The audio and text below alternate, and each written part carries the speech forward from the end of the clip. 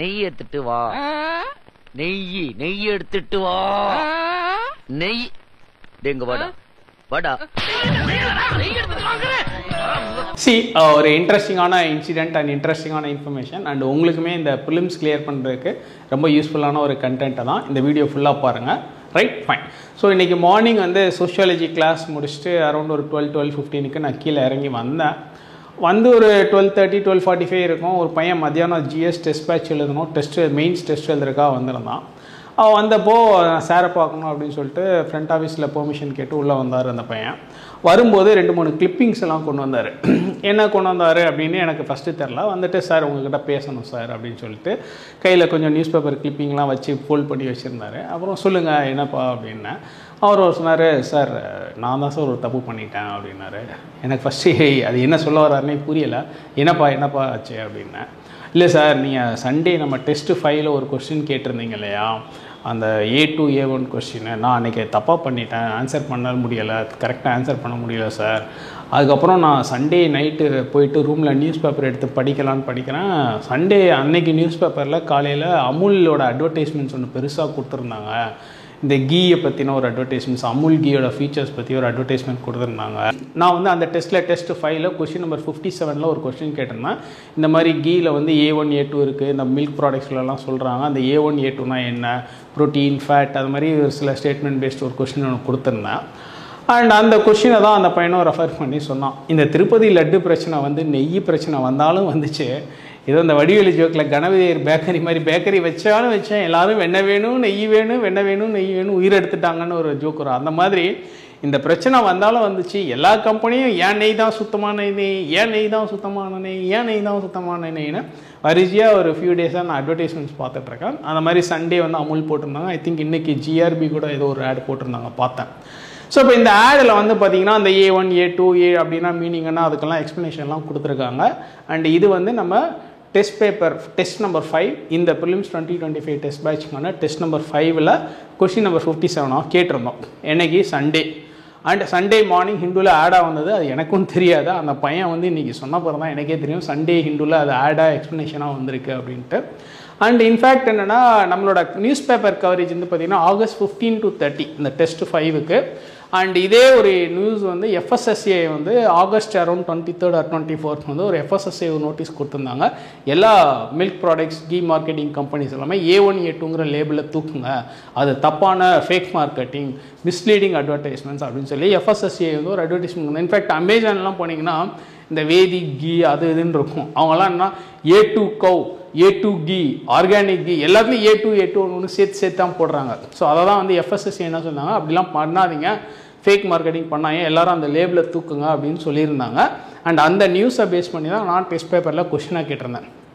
இப்போ வந்து பார்த்தீங்கன்னா பாருங்களேன், எவ்வளோ விஷயம் லிங்க் ஆகுது. FSSAI ஆகஸ்ட்டில் ஒரு நோட்டீஸ் கொடுக்குறாங்க. இப்போ திருப்பதி லட்டு பிரச்சனையில் கீ இஷ்யூ வருது. இன்றைக்கி பார்த்தீங்கன்னா ஹிந்துவில் ஆட் ஆகுது. ஸோ அது லிங்க் பாருங்களேன். ஸோ இங்கே அந்த இன்டர்லிங்கிங் ஆஃப் கான்செப்ட்ஸ்ன்றது எப்போவுமே இம்பார்ட்டண்ட். நான் எப்போவுமே சொல்லுவேன், அந்த ப்ரிலிம்ஸ் ஆகட்டும் மெயின்ஸ் ஆகட்டும், சும்மா நீங்கள் புக்கு படித்து கிளாஸ் அட்டென்ட் பண்ணுறதெல்லாம் ஒன்றுமே கிடையாதுங்க. நிறைய கரண்ட் அஃபேர், இன்டர்லிங்கிங், இங்கே வர்றது அங்கே லிங்க் ஆகும், அங்கே வர்றது இங்கே லிங்க் ஆகும், அதெல்லாம் சேர்த்து ஒரு மாதிரி யோசிக்கிற அந்த application of mind, application of தாட்டை தான் வந்து நமக்கு அது ப்ரிலிம்ஸ் ஆகட்டும் மெயின்ஸ் ஆகட்டும் கிளியர் பண்ணுறதுக்கு ஹெல்ப் பண்ணும். அண்ட் அதுக்கு இது ஒரு best example. So Sunday morning ஹிந்துவில் ஆடாக வந்திருக்கு. அண்ட் சண்டே மத்தியானம் 2 மணிக்கு டெஸ்ட்டில் நம்ம வந்து அது கொஸ்டினாக கேட்டிருக்கோம், ரைட். அண்ட் இது வந்து August 23rd if I am right or August 24 FSSAI ஒரு நோட்டீஸ் ஒன்று கொடுத்துருக்காங்க. அதுவும் நியூஸில் வந்திருக்கு. நான் வந்து அந்த கொஸ்டின் கேட்டதுக்கு பேஸ் என்னென்னா August 23, 24 அரௌண்ட் அந்த டேட்டில் FSSAI கொடுத்த நோட்டீஸ். ஆனால் நான் வந்து இப்போது முந்தானேத்து இந்த போன சண்டே நடந்த டெஸ்ட்டில் கொஸ்டினாக கேட்டிருக்கேன். அண்ட் அன்னைக்கு மார்னிங் சண்டேயில் ஹிந்துவில் அது நியூஸ் பேப்பரில் ஒரு ஆடாக வந்திருக்கு. ஸோ நீங்கள் பார்த்தீங்கன்னா அந்த எங்கேயோ ஒரு கனெக்டிவிட்டி, கனெக்டிங் த டாட்ஸ்னாங்களா, அந்த மாதிரி எங்கெங்கேயோ நிறைய விஷயம் கனெக்ட் ஆகுது. கடைசியில் அது வந்து நம்ம டெஸ்ட் பேப்பரில் கன்வர்ஜ் ஆகி நிற்கிது. அண்ட் நாளைக்கு இது உங்களுக்கு UPSC ப்ரிலிம்ஸ் 2025லையுமே ஒரு கொஸ்டினாக வர்றதுக்கு அதிகமான ப்ராபபிலிட்டி இருக்குது. ஏன்னா இது not just ghee, not just milk cow கிடையாது, லட்டு, திருப்பதி லட்டு, காட், ரிலீஜன். இந்த சொசைட்டி வந்து ரொம்ப உணர்வு ரீதியாக உணர்வுபூர்வமாக கடவுள் அப்படின்ற ஒரு இதில் இருக்கிற அந்த பற்றுதல் அப்படின்னு ஒரு விஷயம் இருக்குது. ஸோ இது ஆல் இண்டியா இஷ்யூ வேறு, பொலிட்டிசைஸ் வேறு ஆயிருக்கு. ஸோ டெஃபினட்டாக இப்படி தான் நம்ம வந்து நிறைய விஷயங்களை இன்டர்லிங்க் பண்ணிக்கணும். ஸோ இந்த interlinking of things, interlinking of concepts அப்படிங்கிறது ப்ரிலிம்ஸ் ஆகட்டும் மெயின்ஸ் ஆகட்டும் கிளியர் பண்ணுறதுக்கு ரொம்ப ரொம்ப எசென்ஷியலான ஒரு விஷயம். ஃபைன். அடுத்தது இந்த நெய்யை வச்சு இன்னொரு விஷயம் சொல்லணும்னு நினச்சேன். அது சோஷியாலஜியா என்ன அப்படின்னு கேட்டிங்கன்னா, இப்போது நேற்று வந்து பார்த்திங்கன்னா திருப்பதி தேவஸ்தானத்துலேருந்து ஏஆர் டெய்ரி மில்க் அவங்க அந்த நெய் சப்ளையர் 10 லட்சம் கிலோ நெய் சப்ளை பண்ணாங்களே, அவங்க மேலே ஒரு போலீஸ் கம்ப்ளைண்ட் ரைஸ் பண்ணியிருக்காங்க. அவங்க அந்த கம்ப்ளைண்ட் ரைஸ் பண்ணும்போது என்னென்னா, மாதிரி குவாலிட்டி கம்மியான ஒரு ப்ராடக்ட்டை எங்களுக்கு கொடுத்துட்டாங்க, ஏமாற்றிட்டாங்க அப்படிங்கிற மாதிரி ஒரு கம்ப்ளைண்ட் பண்ணியிருந்தாங்க. இதில் என்ன ரொம்ப ஃபன்னியான திங் அப்படின்னு கேட்டிங்கன்னா, இந்த ஏஆர் டெய்ரி அவங்க கொடுத்த கொட்டேஷனில் 1 கிலோ நெய் வந்து 319 ரூபாய், 319 rupees அப்படின்னு சொல்லி கொட்டேஷன் கொடுத்துருக்காங்க. நான் பார்த்தேன், எனக்கு குபுகுபுன்னு சிரிப்பு வந்துருச்சு, அடக்கவே முடியலை.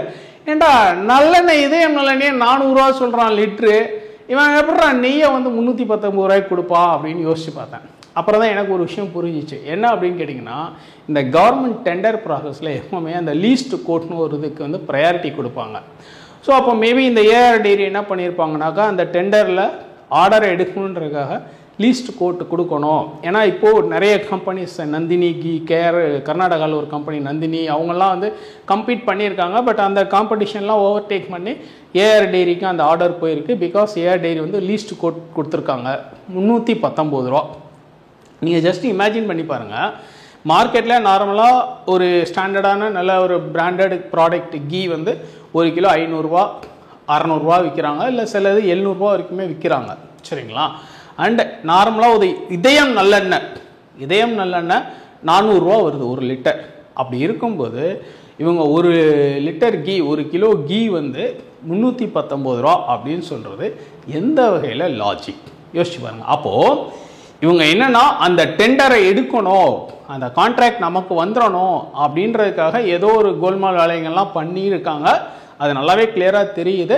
அண்ட் 319 கோட் சொல்லியிருக்காங்க. அட்லீஸ்ட் அந்த ஆஃபீஸர்ஸ் அந்த டெண்டர் ஃபைனலைஸ் பண்ணி அவங்களுக்கு ஆர்டர் கொடுத்த ஆஃபீஸர்ஸாவது கொஞ்சமாவது யோசிச்சிருக்கணும். மார்க்கெட் ரேட்டே இன்றைக்கி மார்க்கெட்டில் கீ வந்து 500 600 போயிட்டுருக்கு. இது திருப்பதி தேவஸ்தானம் கடவுள் ஸ்தலம், அது மாதிரி இருக்கிற இடத்துல இன்னும் குவாலிட்டியான கீ வேறு வேணும்.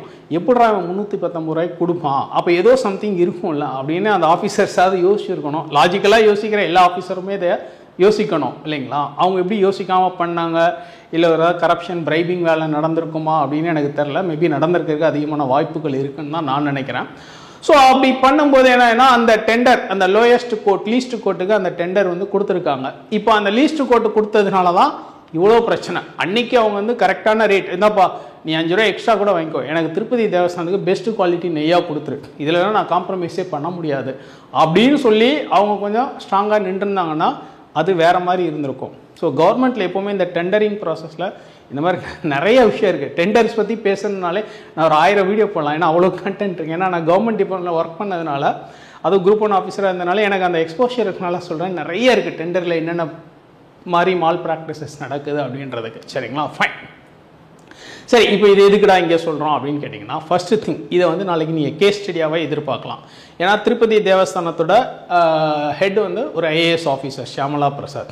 நாளைக்கு ஒரு கேஸ் ஸ்டடியாக இப்படி ஒரு சிச்சுவேஷன் கொடுத்துட்டு நீங்கள் தான் அந்த இடத்துக்கு ஹெட்டாக இருக்கீங்க, இப்போ இந்த டெண்டரிங்கை எப்படி நீங்கள் ப்ராசஸ் பண்ண போகிறீங்க அப்படின்னு ஆல்ரெடி இதே மாதிரி சிமிலர் கொஸ்டின்ஸ் கேஸ் ஸ்டடியாக கேட்டிருக்காங்க. நாட் வித் ரெஸ்பெக்ட் டு வேறு சில டைமென்ஷனில் கேட்டிருக்காங்க. First thing. செகண்ட் திங் என்ன அப்படின்னு கேட்டிங்கன்னா, எனக்கு ஒரு இன்சிடெண்ட் இந்த இதை பார்த்துட்டு ஞாபகம் வந்தது. ஒரு ஸ்டூடெண்ட் என்னென்னா, போன வருஷம் நம்மக்கிட்ட சோஷியாலஜி ஜாயின் பண்ணணும் ஆன்லைனில் அப்படின்னு சொல்லி கேட்டிருந்தார். நம்ம வந்து 45,000 ஃபீஸ் வித் ஸ்டடி மெட்டீரியல் சொல்லியிருந்தோம். அவர் சொன்னார், இல்லை சார் உங்கள்கிட்ட ஃபீஸ் ஜாஸ்தியாக இருக்குது சார், என்னால் அவ்வளோ ஃபீஸ் கட்ட முடியாது சார், நான் உங்கள்கிட்ட ஜாயின் பண்ணல அப்படின்னு சொல்லிட்டு போயிட்டார். So we just left. எங்களுக்கு ஞாபகம் இல்லை, மறந்துட்டோம். அதுக்கப்புறம் திடீர்னு இப்போ ஒரு 1.5 month முன்னாடி லைனில் வந்தார். வந்துட்டு, சார் நான் திருப்பி உங்கள்கிட்ட சோஷியாலஜி ஜாயின் பண்ணோம் சார், நான் போன வருஷம் ஃபீஸ் கம்மின்னு சொல்லிவிட்டு 23,000க்கு ஒரு இன்ஸ்டிடியூட்டில் சோஷியாலஜி ஆன்லைன் கிளாஸ் கொடுத்தாங்க, நம்ம 23,000 ரொம்ப கம்மியாக இருக்கேன்னு நினச்சி அங்கே போய் சேர்ந்துட்டேன் சார், ஆனால் அதுக்கப்புறம் தான் தெரிஞ்சு நான் தப்பு பண்ணிட்டேன் அப்படின்னு சொல்லிட்டு, அவங்க கொடுத்த மெட்டீரியலும் எனக்கு ஃபிட் ஆகலை, நல்லாவும் இல்லை, தேவையான கண்டென்ட் இல்லை, கிளாஸஸும் அவ்வளோ ப்ரொடக்டிவாக இல்லை சார், நான் தப்பு செஞ்சிட்டேன் சார் நான் உங்ககிட்ட இந்த வருஷம் 45,000 எந்த நெகோஷியேஷனும் இல்லாமல் நான் பே பண்ணி ஜாயின் பண்ணிக்கிறேன் சார். ஏன்னா நான் திருப்பி சோஷியாலஜி படித்தாகணும் சார், எனக்கு சப்ஜெக்ட்லாம் பிடிக்கும், நான் பிடிச்சி தான் எடுத்தேன். பட் என்னவோ தெரில, அது எனக்கு அவங்க கொடுத்த கிளாஸோட quality, deliverables and book standard எதுவுமே எனக்கு ஃபிட் ஆகலை சார், நல்லா இல்லை, அதை வச்சு என்னால் எதுவும் பண்ண முடியாதுன்னு கான்ஃபிடென்ட்டாக தெரியுது. அதனால் எனக்கு வந்து திருப்பி நான் உங்ககிட்ட வர்றேன் அப்படின்னு சொல்லிட்டு இப்போ இந்த வருஷம் திருப்பி நம்மக்கிட்ட ஜாயின் பண்ணுறாரு. சரிங்களா? ஸோ அந்த பாயிண்டர்ஸ் என்னென்னா, எப்போவுமே நம்ம இன்ஸ்டியூட்டில் நாங்கள் ஒரு பிரின்சிபல் வச்சுருக்கோம். என்னென்னா, ஃபீஸை மட்டும் கூட்டத்தை கூட்டணுன்றதுக்காக குறைக்கவே வேண்டாம். நமக்குன்னு ஒரு ஸ்டாண்டர்ட், நம்பர்ஸ் கொஞ்சம் கம்மியாக இருந்தாலும் ஒன்றும் பிரச்சனை இல்லை, நமக்குன்னு ஒரு ஸ்டாண்டர்ட், அந்த ஸ்டாண்டர்டை மெயின்டைன் பண்ணணும். டெலிவரபிள்ஸில் குறைக்கக்கூடாது, கொடுக்குற கண்டென்ட்டில் குறைக்கக்கூடாது. அதே சமயத்தில் ஃபீஸ்லேயே நமக்கு என்ன தேவையோ கரெக்டாக நார்மலாக ரீசனபிளாக என்ன வேணுமோ அதை சார்ஜ் பண்ணிப்போம். அண்டு கூட்டத்தை கூட்டுறதுக்காக எப்போவுமே சார்ஜ் குறைக்கக்கூடாதுன்றதில் எப்போவுமே வி ஹாவ் அ பிரின்சிபல். ஆனால் அந்த பிரின்சிபல் தான் எனக்கு ஞாபகம் வந்து இந்த நெய் விஷயத்தை பார்க்கும்போது, ஏன்டா மார்க்கெட்டில் 500 ரூபா 700 ரூபா போயிட்டுருக்க நெய்க்கு 319 ரூபாங்கிறது எவ்வளோ கம்மியான ரேட்டு, இதயம் நல்லெண்ணே 400 ரூபா விற்றுட்டு இருக்காங்க. அப்போ என்னென்னா, அந்த டெண்டர் ஆர்டர் எடுக்கணுன்றக்காக இவங்க என்ன வேணால் பண்ண ரெடியாக இருந்திருக்காங்க அந்த ஏஆர் டைரி. ஸோ அது மாதிரி நம்மளுமே வந்து எங்கள் இன்ஸ்டியூட்டில் நிறைய கூட்டத்தை சேர்த்துறணுன்றக்காக ரேட்டை குறைச்சி குவாலிட்டியை குறைச்சி ஸ்டூடெண்ட்ஸ் புல் பண்ணுற அந்த டெக்னிக் இன்றைக்கு வரைக்குமே நம்ம யூஸ் பண்ணல. ரொம்ப ஸ்ட்ரைட் ஃபார்வர்டாக எஸ் இதுதான் எங்கள் ஃபீஸ், இப்படி தான் நாங்கள் ஆப்ரேட் பண்ணுவோம், இதுதான் எங்கள் மாடல் அப்படின்னு சொல்லி தான் இன்றைக்கு வரைக்கும் ஓப்பனாக தான் நம்ம பண்ணிக்கிட்டு இருக்கோம். So that's it, right? So என்னென்னா, ஜென்ரலாக நான் எப்போவுமே ஒரு விஷயம் பிலீவ் பண்ணுவேன், என்னென்னா quality is not free of cost. Yes, இப்போ இந்த திருப்பதி தேவஸ்தானம் நெய் இஷ்யூலையுமே நமக்கு ஈஸியாக தெரியுது. நீங்களே போய் நிறைய கூகுளில் அந்த கேஸ் எல்லாம் படித்து பாருங்கள், உங்களுக்கே தெரியும். 319 ரூபாய்க்கு எப்படிரா ஒரு கம்பெனி 1 கிலோ நெய் கொடுப்பான், இதயம் நல்லெண்ணெய் 400 ரூபா 1 லிட்டர். ஸோ அதை தான் நீங்கள் யோசிக்கணும். ஸோ இந்த ஒரு விஷயம் என்ன அப்படின்னு கேட்டிங்கன்னா, ஃபஸ்ட்டு ப்ரிலிம்ஸ் பாயிண்ட் ஆஃப் வியூவில் அந்த கீ பேஸ் பண்ண சில சயின்டிஃபிக் ஃபேக்ட்ஸ், அதுக்கப்புறம் எத்திக்ஸுக்கு நீங்கள் கேஸ் ஸ்டடியாக எதிர்பார்க்கலாம். Now coming to the quality of deliverables compared to the cost. And one more thing என்ன அப்படின்னு கேட்டிங்கன்னா, last but not the least, இன்றைக்கி ஜிஆர்பி ஆடில் வந்து பியூரிட்டி ஆஃப் த கீ போட்டு கீழே ஜிசி அப்படின்னு போட்டிருந்தாங்க. அந்த ஜிசி என்னென்னா கேஸ் குரோமட்டோகிராஃபி. ஸோ கேஸ் குரோமட்டோகிராஃபிங்கிறது ஒரு லேப் டெக்னிக். கெமிஸ்ட்ரியில் வந்து அந்த பியூரிட்டி ஆஃப் ப்ராடக்ட்ஸை செக் பண்ணுறதுக்கு chromatographic techniques, different types of chromatographic இருக்குது, right? Thin layer chromatography, gas chromatography அப்படின்னு டிஃப்ரெண்ட் டைப்ஸ் ஆஃப் குரோமட்டோகிராஃபி இருக்குது. அப்படி இன்றைக்கி அவங்க மென்ஷன் பண்ணது கேஸ் குரோமட்டோகிராஃபி. இப்போ நாளைக்கு நீங்கள் gas chromatography can be use to test the purity of கீன்னு ஒரு ஸ்டேட்மெண்ட்டாகவும் அல்ல அது ஒரு கொஸ்டினாகவும் கன்வெர்ட் ஆகிறதுக்கும் வாய்ப்பு இருக்குது. மேபி இது ஸ்டாண்டர்ட் டெக்ஸ்ட் புக்கில் நீங்கள் படிக்கிற டெக்ஸ்ட் புக்கில் 10th லெவல் பேசிக் சயின்ஸில் கிடைக்காம கூட இருக்கலாம். பட் நவ் இது ஹாட் இஷ்யூவாக இருக்கனால ஒரு அட்வர்டைஸ்மெண்ட்டாகவே அவங்க ப்ரொமோட் பண்ணும்போது yes we must know it. That's why இந்த யூபிஎஸ்சி ப்ரிப்பரேஷனில் இருக்கிறத ஜென்ரல் ஸ்டடீஸ்ன்னு சொல்கிறோம், ஜென்ரல் நாலேஜ்னு சொல்லலை. ஏன்னா இந்த ஜென்ரல் ஸ்டடீஸுங்கிறது அன்றாட நிகழ்வுகளோட எல்லாத்தையும் லிங்க் பண்ணி இன்டர்லிங்க் பண்ணி இன்டகிரேட் பண்ணி ஒரு பொதுவான ஒரு படிப்பினை, ஒரு அறிவு, அதை நம்ம கெயின் பண்ணிக்கணுங்கிறது தான். So that's it. ஸோ இன்னும் நிறைய இந்த மாதிரி நிறைய இன்ஃபர்மேஷன், நிறைய நியூஸ் ரிலேட்டட் நிறைய விஷயங்கள் இருக்குது. நாங்கள் அதை வந்து எப்படியும் எங்கள் கிளாஸ்லேயோ இல்லை எங்கள் டெஸ்ட் பேட்ச்லேயோ வேறு ஃபார்மேட்டில் எங்களோட வெப்சைட்டில் ஐஏஎஸ் குல் எதுலையோ உள்ள வீல் கவர் அப். அட்லீஸ்ட் உங்களுக்கு மினிமம் ஃபிலிம்ஸோ மெயின்ஸோ கிளியர் பண்ணுறதுக்கு என்ன தேவையோ மினிமம் பேசிக் நாங்கள் கொடுத்துருவோம். அதுக்கு மேலே கொஞ்சம் ரேங்க் முன்ன பின்ன ஏறுறதுங்கிறது ஒருத்தரோட இண்டிவிஜுவல் ஸ்கில்லை பொறுத்துது, right? That's it. Wish all the very best. Thank you. நான் வந்து பொலிட்டிக்கல் சயின்ஸ் பேக்ரவுண்ட் எதுவுமே இல்லாமல் சார் கிட்ட தான் வந்து ஃபுல்லாகவே கற்றுக்கிட்டது. அவங்க வந்து கரெக்ட் பண்ணி இது இப்படி பண்ணணும் அப்படி பண்ணும்போது எனக்கு basic idea of political science வந்து உள்ளே வந்தது. ஏன்னா அது ரொம்ப முக்கியம், பேசிக்ஸ் வந்து கரெக்டான இடத்துல கரெக்டாக படிக்கிறது அப்படிங்கிறது. ஸோ அந்த வகையில் எனக்கு பேசிக்ஸ் வந்து இங்கே இந்த ரொம்ப நல்லா கற்றுக்கிது சார். உங்களோட பொலிட்டிக்கல் சயின்ஸ் ஸ்கோர் எவ்வளோ? I forgot. நீ சொன்னீங்க பட் 286. O great. தெரியல, தெரிஞ்சால் ப்ரொமோட் பண்ணியிருக்கலாமே. இல்லை எனக்கு ஞாபகமே இல்லை உங்கள் ஸ்கோர் ஞாபகம் இல்லை. 286ங்கிறது ரொம்ப சூப்பர் ஸ்கோர் இல்லை, one of the best scores. 286ங்கிறது ரியலி குட் ஸ்கோர் இல்லையா?